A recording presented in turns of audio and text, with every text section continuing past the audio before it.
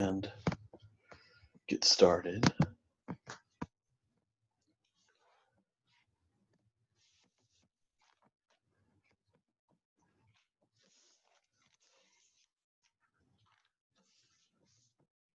Come on. Hit F5, do the thing. And it goes all the way back. Okay. Well, thank you all for joining tonight. I really appreciate it. We're going to have a little aside before we get into chapter 5, but I fully expect that we will make it through chapter 9 tonight, making pretty decent headway as we do this. But I'd like to start with a question that we often talk about with Joshua, but just feel that it bears repeating. We're about to read about the Israelites going into battle after battle and committing essentially a slaughter of entire groups of people, all of the Canaanites.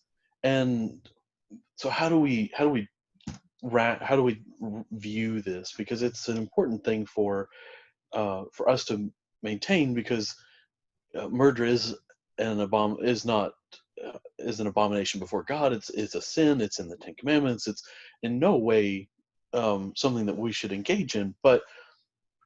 And so that's why I want to talk about it, because this destruction of Canaan is a judgment of God against the Canaanites for their wickedness. Being that the time of Noah and the ark have passed, uh, everyone should have known of Noah's flood, and that they are all descendants thereof. The destruction of Sodom and Gomorrah, even more recent memory, that for their wickedness they are completely destroyed, and for their immorality. So they are already aware of God's ability, his judgment against immorality, but they engage in them anyway. What's more, God is fulfilling his land promise and fulfilling his promise to his chosen people, but he's removing this deprivation and immorality from this land, and this eradication also serves as a way to make sure that the Israelites do not then begin intermingling and becoming corrupted themselves. They will remain uninfluenced by the world simply by not having the rest of the world around them. And tangentially, also, this is a visceral reminder to the Israelites of what will happen to them if they fall into that same apostasy. So, given these reasons, we can start to understand why we see such horrific acts, and why that's so fundamentally different from the kinds of messages that we see in the New Testament. Or some people like to say, well, the Old Testament God is different than the New Testament God, and that's simply not the case. But I don't think anyone here present tonight really uh, had that question in their mind, but just wanted to go over it anyway.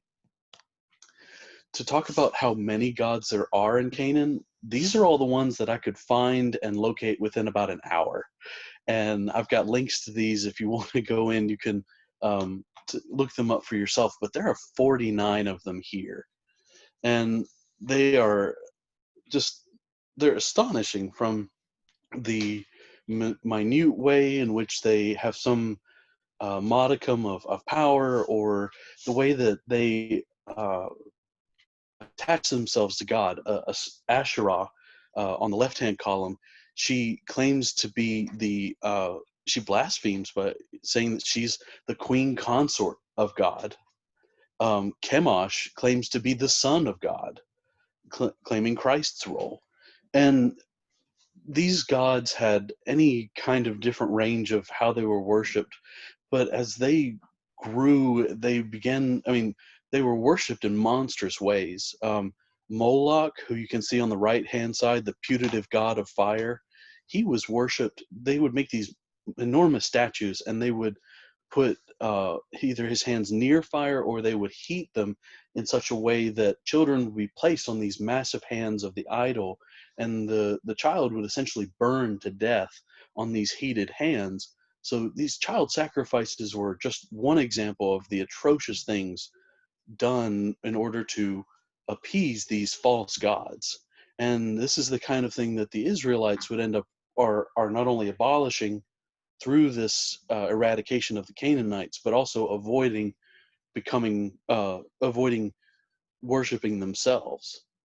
In researching these, I also found that a lot of these like to set themselves up as trinities or in groups of seven.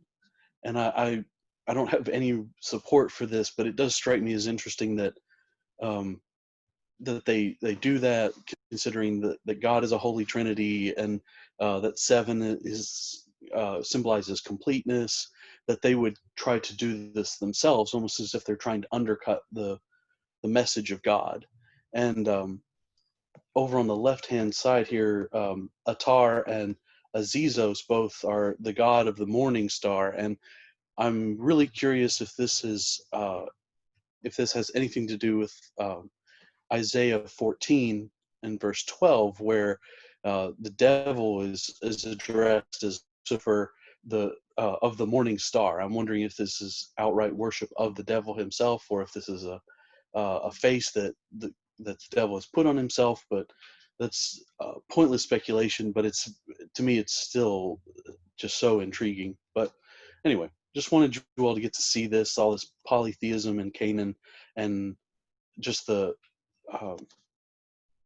the scope of it all. And this is what has been recorded. There could have been even more, but anyway, on to chapter 5. In chapter 5, we begin talking about the we resume talking about the Israelites and their crossing of the Jordan, and the Amorites uh, know of this, and when they're aware of it, they are absolutely terrified. Their heart has melted. All that courage and any resolve that they could have had just simply evaporated. And so, as he passes over the Jordan, God speaks to Joshua and says, "Go ahead and begin making knives of flint and circumcise again the children of Israel the second time." And so he does so, and then uh, as something we will see constantly throughout Joshua, monuments are made. This is almost the book of monuments, as I learned from the last time I was in this class when Adam taught it. And I really uh, I really wish I had still knew where my notes were from Adam's, because this would be an infinitely better presentation if I had those notes. But anyway, here we see the Hill of the Foreskins being constructed after the crossing of the Jordan, and the monument was constructed there. Um, and this burying of the foreskins, uh, it's uh, it's a burying of, it's an emblem of all their worldly and carnal affections being buried, being taken off, and it's also a restoration of the people that have been brought out of the wilderness. These people apparently have foregone being circumcised at 8 days of age, and here they are now being forgiven as they're taken out of the wilderness and now being restored and putting on that circumcision and that physical outward reminder of their devotion to God. Um, so the yeah, sorry, no bad transition here. This is an example of the type of tool that would have been used. This is a circumcision knife from the 1700s, but this is the knife that a mohel would have been given, who would have then circumcised the children, or well, in this case, adult men. But uh, anyway, I thought that was interesting, and who knows how much it has changed since then. Now that uh, in but I thought seeing an example, and this is one of the less ghoulish examples of a circumcision knife that I could find, um, was interesting. But after they're circumcised, the Joshua um, then is addressed. God then addresses Joshua a second time, and tells them that this reproach, or that he is rolling away, omitting this reproach of Egypt from them. And so they begin to pass over. They kept the Passover, and now here we see, like in chapter 1, that they begin to eat of the produce of the land after the Passover. That the manna stops, as we read in verse 12, and they begin eating the food that they had prepared back in chapter 1, the self same day, the exact same day that they begin uh, uh, after the Passover. So in verse 13, we see an allusion to Exodus chapter 3, where uh, Joshua is out and lifts up his eyes and sees a man standing over him who is with a sword drawn in his hand, and he is the Lord of the hosts. And so he then tells Joshua that he is there to help against the adversaries, and tells him to loose off his shoe from his foot, because the place upon which he stands is holy ground. And Joshua does so. And this is an allusion to Moses, who sees the burning bush, and uh, it's told to loose off the shoes from his feet, because the area that he stands on is also holy ground. And it's not that the ground itself has some holy property of it, but it's that the the visit of this divinity is there, and that therefore makes it holy.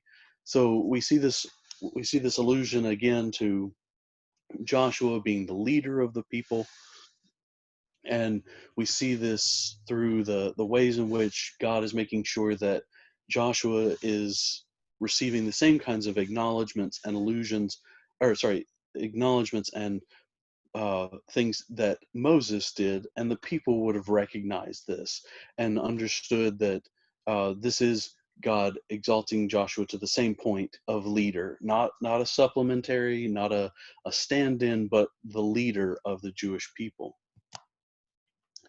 So I have some questions here. Are the false gods we read about in the Bible fallen angels? I don't know if any of you have read Milton's Paradise Lost, but one of the in the first third of the book, it talks about how the angels who have fallen then take on the monikers of Jupiter and all these other deities, these false gods that we see in mythology and things. And it's an interesting thought. I don't know how much validity to it there is, but I'd love anyone's thoughts on that. Anyway, and then some reflection type questions are also here, but by no means do you have to answer them. But I wanted to ask you things that for you to take with you after this class of the removal of the foreskin gets rid of a place for germs and dirt to reside, resulting in greater cleanliness. And it's also a physical sign of an outward physical representation of our faith to God. Now, we also read in Deuteronomy, as Kevin mentioned, as Kevin went over in Deuteronomy, that there's also a circumcision of the heart, and that it's not just simply having this, oh yeah, I did the sign, I checked the box, but it's also this circumcision, this removal of a place for sin to take place uh, in your heart. So when we circumcise ourselves, when we are trying to make sure that we remove sin from our lives and that we obey God by putting on this behavior, what did that mean for us? When was the last time you really thought about actually circumcising your heart, and what steps did you take to do so? And then also one other question, reflectionary, but is it your duty to walk the walk after you talk the talk? And just anyway, just some thoughts for you there. Come on. I'm going to open it up for comments and questions in 1 second.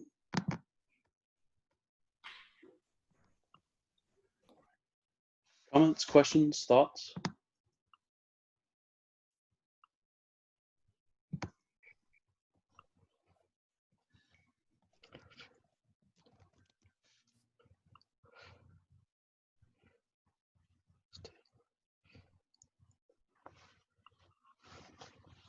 Okay, we'll go ahead and go on to chapter 6.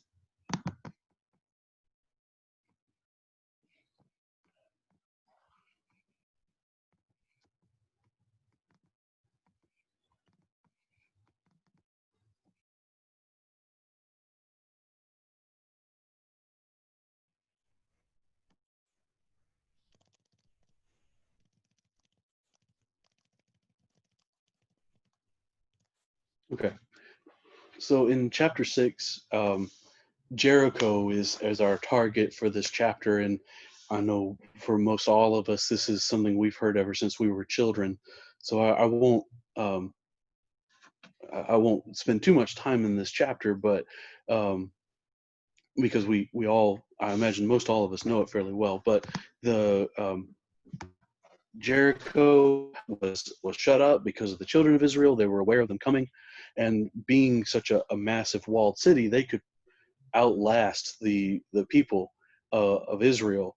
And so God speaks to Joshua and says, I have given thy into thy hand Jericho and the king thereof and the mighty men of valor, and then gives them the instructions of how to do this, the, the steps that they must take in order to receive the city.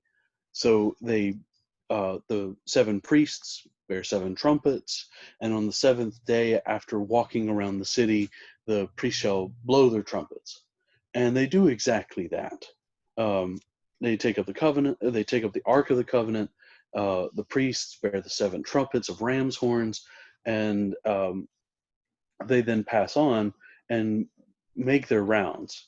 And each day it is a single pass, but on the 7th day, in verse 15, they rise up early, probably in order to do this circumnavigation of the city 7 times, and do so to then blow the trumpets and shout because Jehovah has given them the city. And they do exactly that. And we're told, of course, that the walls fall, and the other towns that we've read of so far, Gilgal and Ai, are slain. Sorry, other towns that we will read about, excuse me, are slain. But and the cattle and property are taken as a prize or booty of the Israelites. But Jericho, as the first Canaanite city, is devoted as the first fruits of God, and a token that Israel has received all this land from Him. So we see a different practice here, but it's because it's the first fruits. It's the first real thing that they will reap in this new land. And so just a really iconic thing. It's a great way to illustrate even to children God's power, that even something as innocuous as walking around the city in the way that God tells, that doesn't seem to have the straightforward answer of this is how this happens, except for the power of God. God makes sure that it happens. It's a wonderful way to illustrate for children. Anyway, we all know this. Anyway, so the uh, the booty is acquired, and in verse 22, the 2 men go out, and the 2 men who had spied the land go to Rahab's house and uh, bring her, and everything is, and that part of that, what we read about in chapter 2, the oath about taking care of them and their family, is upheld. And anyway, so that's chapter 6. And Joshua's fame is in all the land, as we read in 27. And just a little image. Thought it was a pretty good depiction. But are there any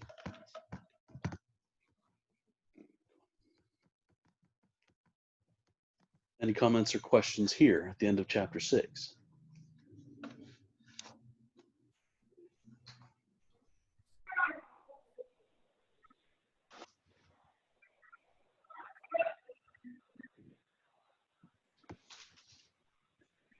we'll go ahead, chapter 7.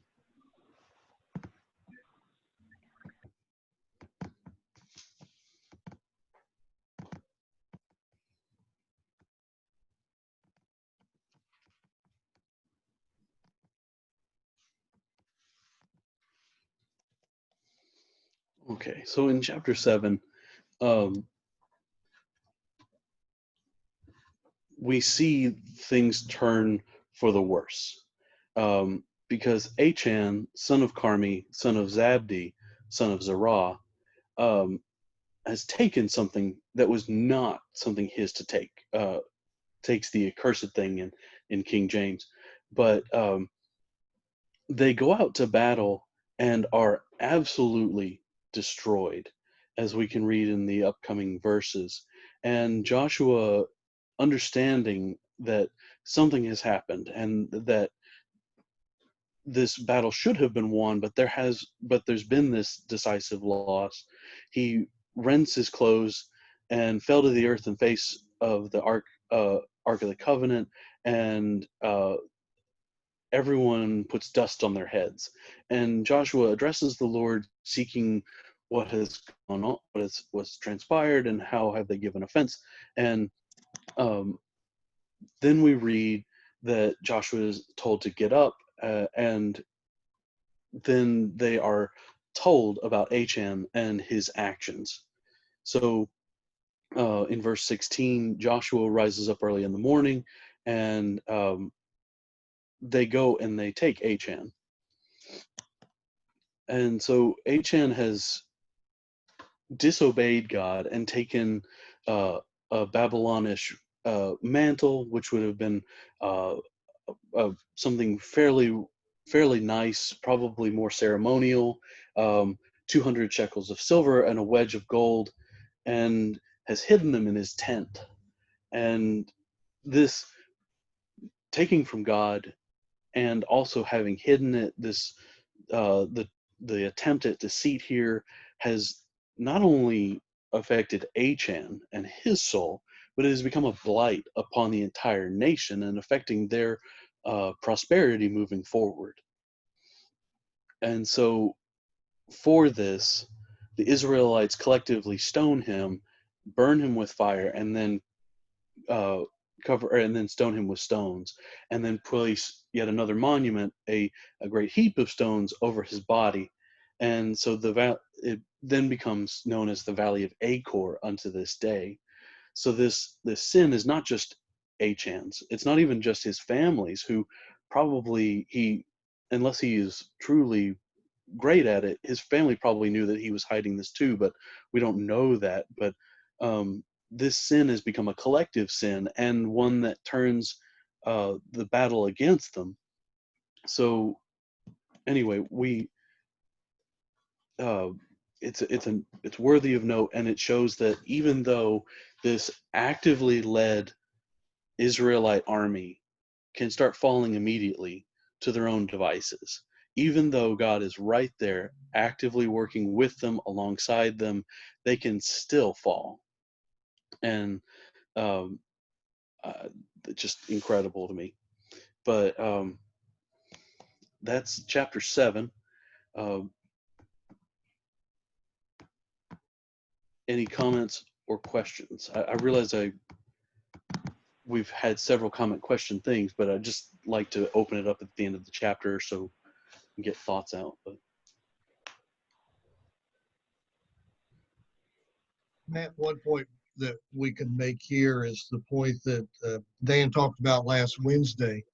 It really just kind of reinforces that point that the purity and the holiness of God is something that can never be taken lightly, that it can never be, I don't know what the right word I'm looking for is, that it can be overlooked. We talk about the grace of God, but God's grace is not contradictory to his holiness. And that demonstrates here in this story that Achan did not treat God as holy. Because of that, he and his family were destroyed, and shame was brought upon Israel because of what he had done. Marvelously put. Yes, absolutely.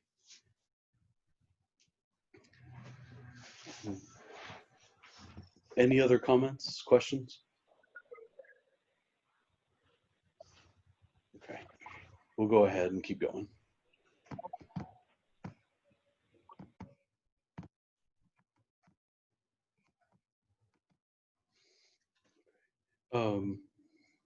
Should have. Can I speak? Yeah, go ahead. I thought it was very interesting what Joshua actually says to Achan when he wants him to confess his sin. He says, "Give glory to the Lord God of Israel and give praise to Him." In other words, make your confession. Let Him know about your sin, because what you're doing right now by keeping this sin to yourself is by stealing praise and glory that belongs to the Lord. It's not just affecting you, affecting your family. It's stealing something from the Lord that belongs to Him. And so that's an interesting way for us to look at confessing that the sin that may be in our life and to go back to glorifying God and giving Him what He deserves.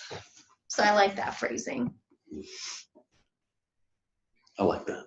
Thank you. Dan, I don't know how long your hand has been up, and I apologize. Let me see if I can unmute you. There you go. I don't blame you, Matt. I would do the same thing. Thank you. Just the aiming it back at myself, seeing the sin in my life, the sin in other people's lives, and then overall history, the ripple effect that it has when people do sin. It affects your family, it affects your church, it affects the people around you in ways that you don't even realize. You might not have even an inkling that it affects other people, and everything's connected and with that kind of thing.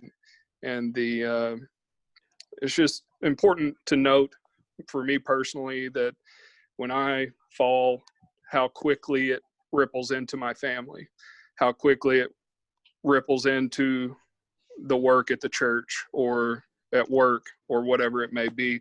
It has an impact, and people have an impact. Everyone has an impact. And when that sin is felt or that thing has been done, there's no pulling that ripple back. It's done. And now you're under a heap of stone as a memorial of what you have transgressed against God. Yes, absolutely. And I love that you called it a ripple, because it's not something that's just immediately done. It's something that keeps cascading out, like you said. And HN, in a way, and this could sound a little bit morbid, but he got stoned immediately after he did what he did. You know, he got that punishment for what he had done wrong. And we will get punished too, but we won't have that immediacy quite like HN did. There is a judgment that's coming for us. And so we can make those ripples now, and we don't realize how far they go out, but we don't know what the consequences for us and for our souls will be until judgment. And that uncertainty makes me nervous. I don't know about anybody else, but I like that. And thank you for your comment, Dan.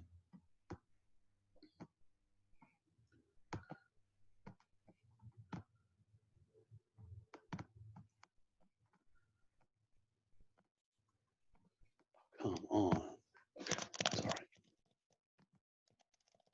Hey, Matt. Yes. Just thinking about this memorial idea. I mean, this is huge in this book. You know, not just in terms of piles of stones, which come up multiple times in the book in multiple contexts, but the fact that a lot of these things are mentioned as memorials.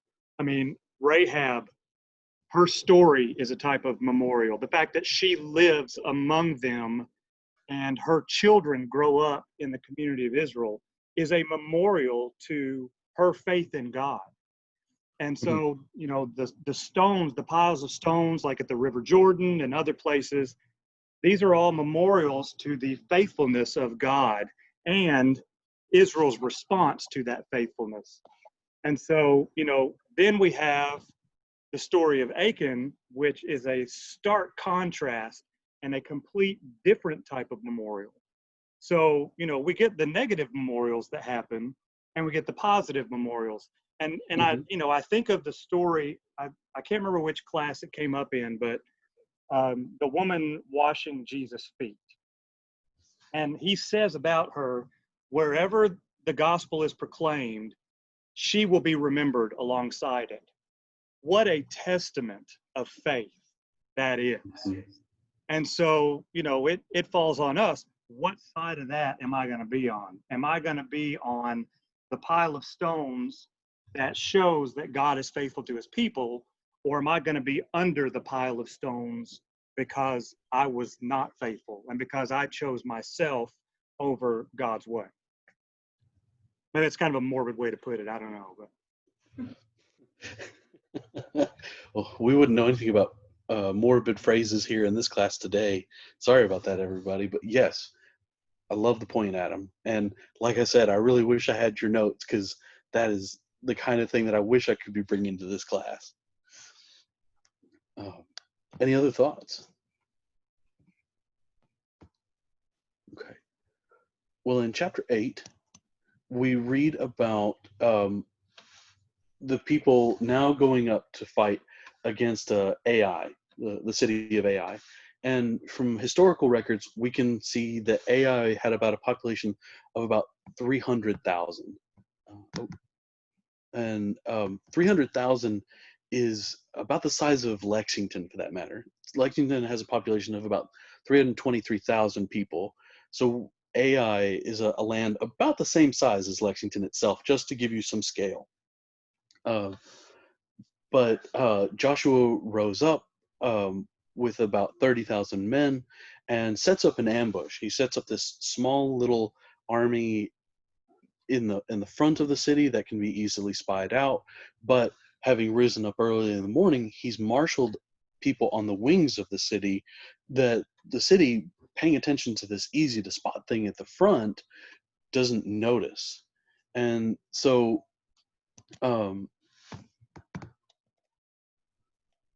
yes. So the men, the 5,000 men at the front are on the west side of the city, that the people of the city of Ai can spy. Even the king sees it, and now the other 25,000 are on the wings of the city itself.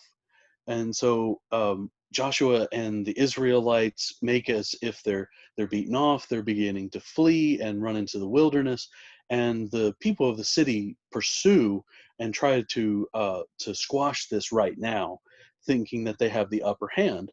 And so now the city is left defenseless, and there's not a man left in Ai or in Bethel. And the Israelites then go in to the city. Now, in this battle, we see Joshua stretch out his javelin, and Jehovah stretches out his, Jehovah tells Joshua to stretch out his hand that holds his javelin toward Ai.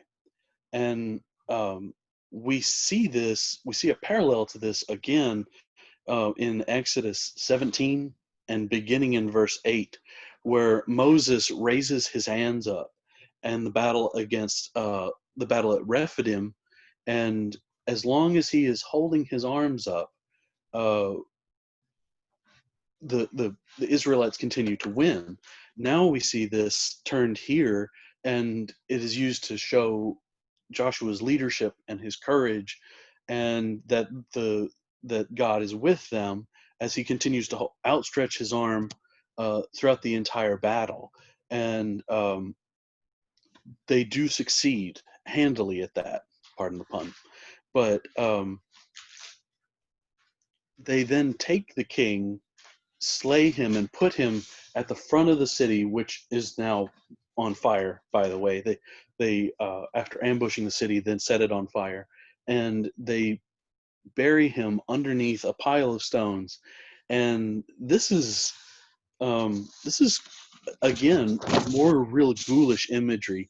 Here's the king of the city laid and buried at the gate of his now burnt and destroyed city. And so it just shows that no one can defeat God. No one can have a hope of it. And these people who stand against the Israelites will fall. And that these men who have all been, the men of Ai and Bethel have been slain. And so there's this battlefield full of the dead. And the king is laid to rest right in front of his city. And it's passed on. It's not that they set up camp there. They don't try to retake the city. They simply let it continue to burn. And it is a heap of desolation even to this day, as we read in verse 28. This mention of the outstretched arm and hand is something we see constantly throughout the Bible. Kevin's class, Deuteronomy 26, Deuteronomy 30, so many times. This outstretched arm of God represents an arm that is active, one that's capable of doing so many things now that it's outstretched. It can protect, it can attack, it can defend, it can do so many other things. But this outstretched arm and hand of God is omnipotent.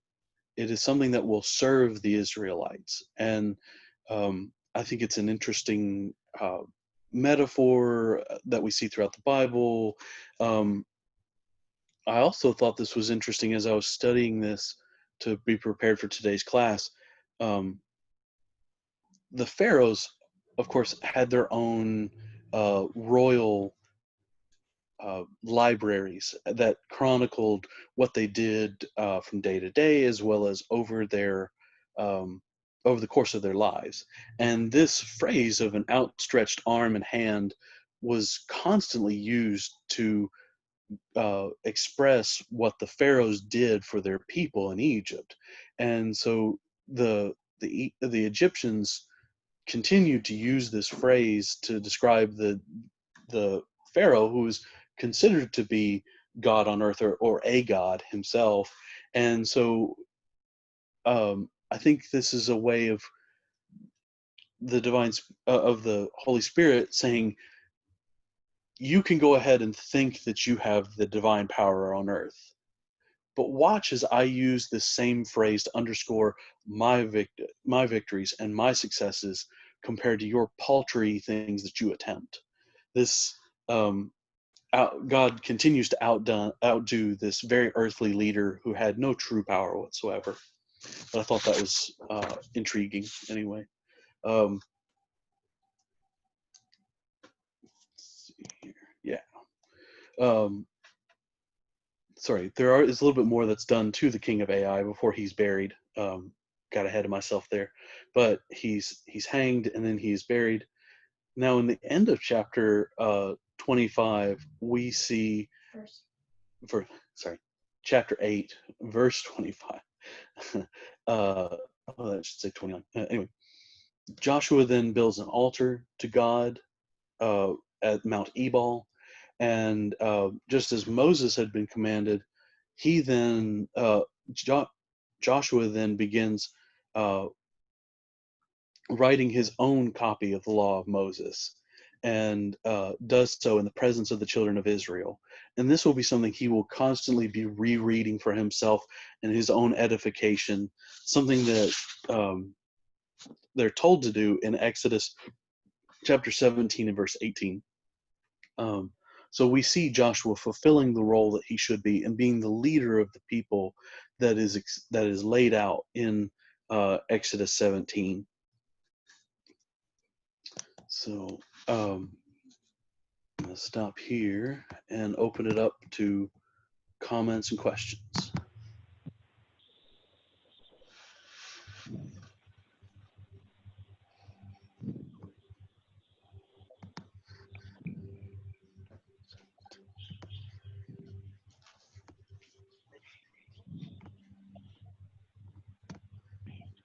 Okay.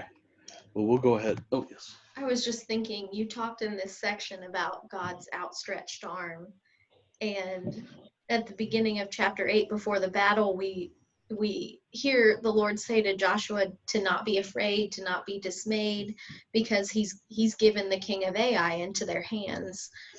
And sometimes I think, gosh, it'd be so great to go into a job interview and have the Lord tell me, don't be afraid or dismayed. I've given this interview into your hands. Unfortunately, we're not able to know things like that ahead of time, but how often do we live our lives day in and day out thinking, we know we can be victorious. God has given us everything we need. You know, he repeated this. He said this at the very beginning after Moses' death, you know, take heart, have courage, only do the things, keep all the commandments I've given you and you'll be successful. You know, we have what we need to be confident in this life and to not fear that anything out there can take us away from being on the victorious side.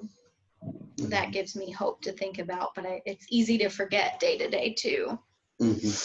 Yeah. If God is for us, who can be against us? Yeah.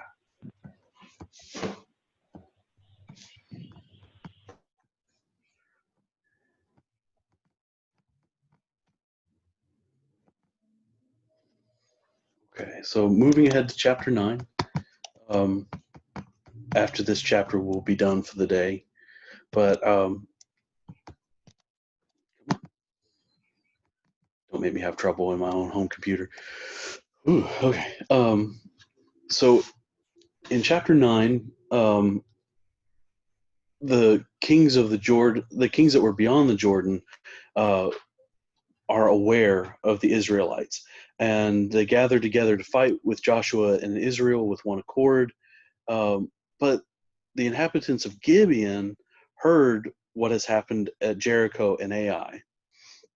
And so they decide that the Israelites have come in craftily and done all of this. And so they're going to match that craft with their own craft.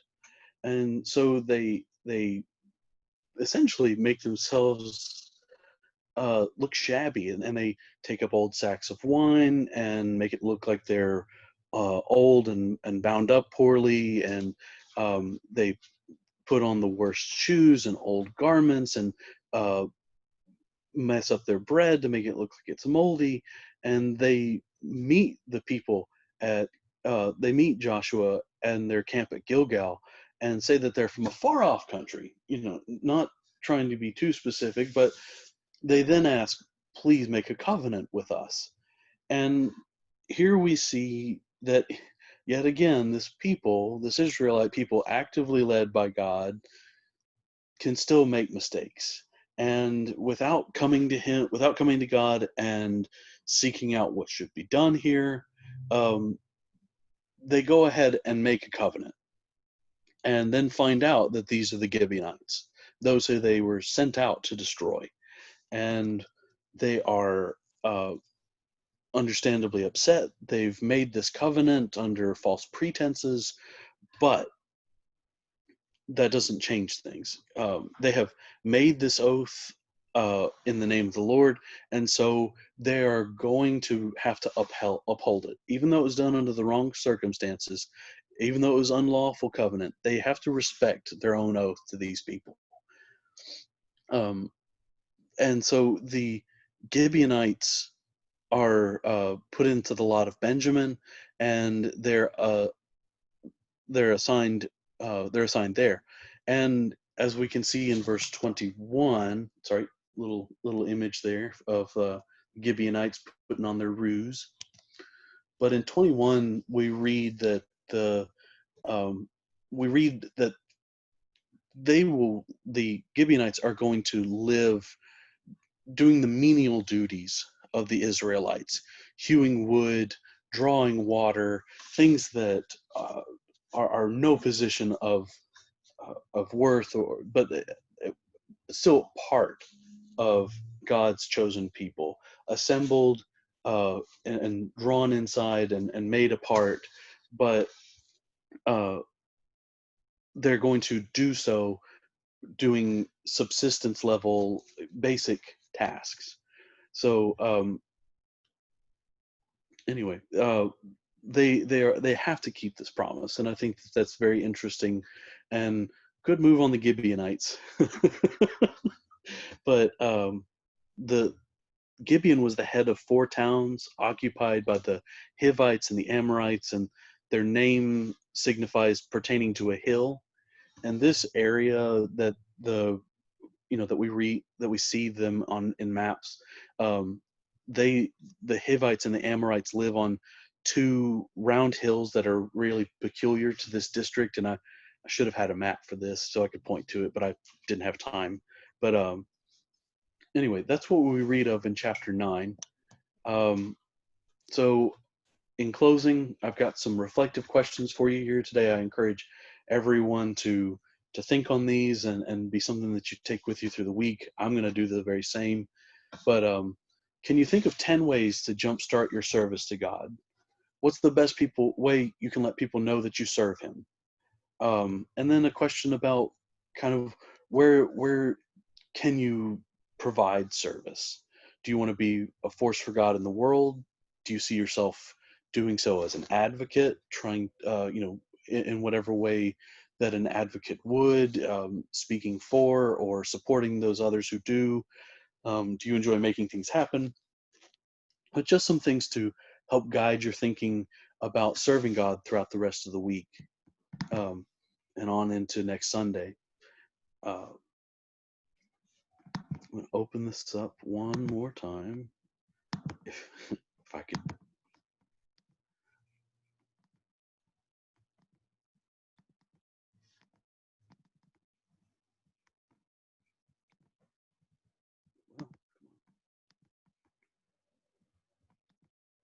What's it doing?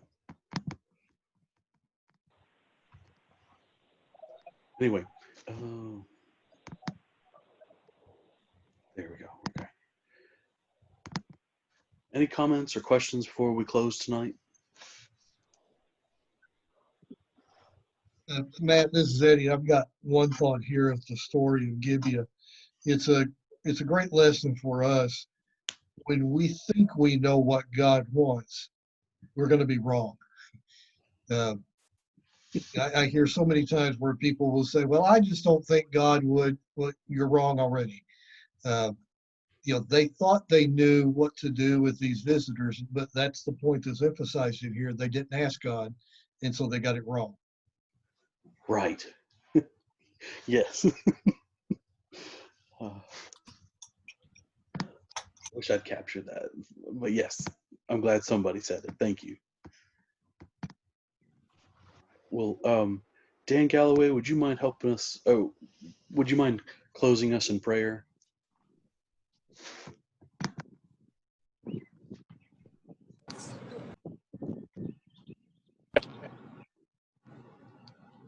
Dear God, thank you for the day that you've given to us today, a beautiful day to serve you, for the rain that we had last night, for our children, for our families and friends, and this family here at Fayette that's meeting together tonight. Help us all to stay positive, to do what's right, even if, as Eddie was saying, even if we may be selfish in that, but help us to do what's right in your eyes, not our own. That's what I'm trying to say. Thank you for the day off tomorrow. Help us to choose the right memorials to celebrate for those of us who have lost loved ones and family members and friends.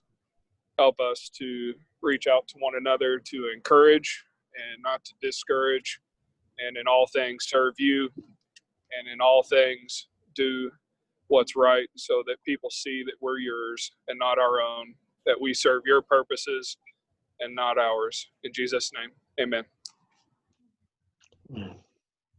Thank you. I hope everyone has a wonderful week. I'll see you on Wednesday. Hey, David. Good night, Jim Bob. Thanks, Matt. Thank you, Matt. All right, John Boy. Good night, Jim Bob. Good job, Matt. Thank you, sir.